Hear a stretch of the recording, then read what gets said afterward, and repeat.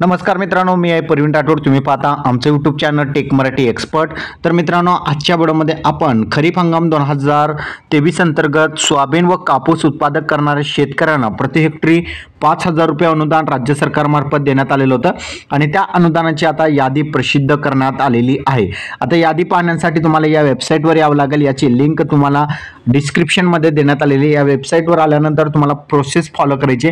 या वेबसाईटवर आल्यानंतर तुम्हाला 3 या ठिकाणी जे आहेत ऑप्शन देण्यात आलेले आहे.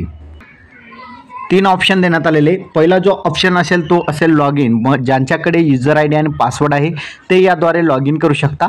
आणि त्याचबरोबर दुसरे जो ऑप्शन देण्यात आलेले ते असेल डिस्ट्रीब्युटमेंट स्टेटस, म्हणजेच तुमचं जे पैसे तुमच्या खात्यामध्ये जमा झालेले आहे की नाही तुम्ही याद्वारे चेक करू शकता. आणि तिसरं जो ऑप्शन असेल ते असेल फार्मर सर्च. यामध्ये तुमचं नाव यादीमध्ये आहे का ते तुम्ही या ठिकाणी बघू शकता.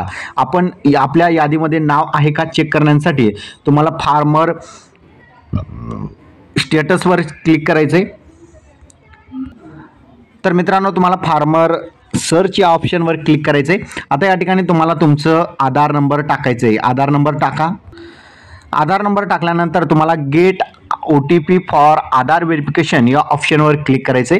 तुमच्या आधार नंबरला लिंक असलेल्या मोबाईल नंबरवर एक OTP पाठवण्यात येईल आणि तोच OTP या ठिकाणी तुम्हाला आधार OTPच्या खाली दिलेल्या बॉक्समध्ये टाकायचा आहे. आता OTP आलेले आपण दिलेल्या बॉक्समध्ये जो OTP टाकूया आणि व्हेरीफाय OTP फॉर आधार या ऑप्शनवर क्लिक करूया. आता व्हेरीफाय आधार जी व्हेरीफाय झाल्यानंतर तुमच्यासमोर अशा प्रकारचा ऑप्शन येईल. आता काय करायचं लक्षात ठेवा, महत्त्वपूर्ण आहे. तुम्ही ज्या विभागामध्ये राहता, जसे की छत्रपती संभाजीनगर असेल, अमरावती, कोकण, नागपूर जे विभाग असेल त्यामध्ये जर तुम्ही राहत असाल ते विभाग तुम्हाला सर्च करायचे. जसे की आम्ही छत्रपती संभाजीनगर विभागमधून आहात. जिल्हा निवडायचा. आता तुम्ही ज्या जिल्ह्यातून राहता तोच जिल्हा या ठिकाणी निवडायचा आहे. हिंगोली जसं तालुका या ठिकाणी आपल्याला निवडायचं आहे. आता ज्या जिल्हा सिलेक्ट केलेले आहे त्यामधील जे सर्व तालुक्यांची यादी येईल. त्यानंतर विलेज निवडायचे. आपण जे तालुका निवडलेले आहे त्या तालुक्यामधील सर्व गावांची यादी या ठिकाणी दाखवेल.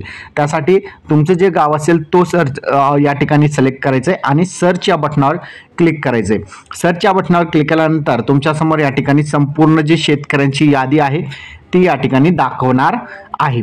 तर अशा प्रकारे बघितलं तर संपूर्ण जे तुमच्या गावातील लोकांची यादी आहे ते या ठिकाणी तुम्हाला पाहायला मिळणार आहे.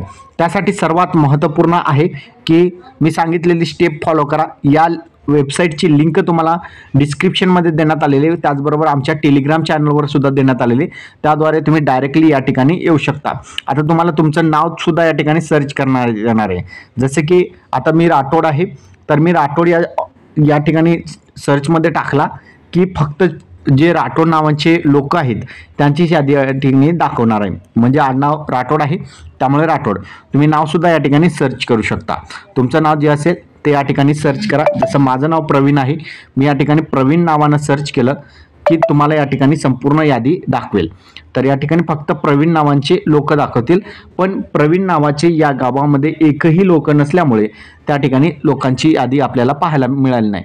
म्हणजेच तुमचं जर या ठिकाणी सर्वेक्षण कंप्लीट झालेलं असेल, तुम्ही जे डॉक्युमेंट दिलेले आहे त्यानुसार जर या ठिकाणी तुमचं नाव नुसार जे ॲग्रिकल्चर डिपार्टमेंट अंतर्गत जे तुमचं अप्रूव्हल भेटलेलं असेल, तुमचे पैसे आता या खात्यामध्ये येणार आहेत. या शेतकऱ्यांची जी यादी आहे या यादीमध्ये नाव असेल तरच त्या शेतकऱ्यांच्या खात्यामध्ये पैसे जमा होणार आहेत. लक्षात ठेवायचं आहे.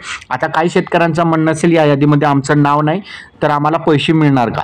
तर लक्षात ठेवा, तुम्हाला पैसे मिळणार नाही. जोपर्यंत तुमचं नाव या यादीमध्ये येत नाही तोपर्यंत तुम्हाला पैसे मिळणार नाही. त्यासाठी सर्वात अगोदर तुमच्या जवळच्या कृषी विभागाला भेट द्या. त्या ठिकाणी तुमचे नाव यादीमध्ये टाका. यादीमध्ये आल्यानंतर तुम्हाला तुमची जे DBT अमाऊंट असेल ते तुमच्या खात्यामध्ये जमा केली जाईल आणि या यादीमध्ये तुमचं नाव समाविष्ट केलं जाईल. तर अशा प्रकारचा आजचा आपला महत्त्वपूर्ण व्हिडिओ होता. व्हिडिओ कसा वाटला कमेंटमध्ये नक्की सांगायचा विसरू नका. चॅनलवर नवीन असाल चॅनलला सबस्क्राईब करा. इथेच थांबा. जय हिंद, जय महाराष्ट्र.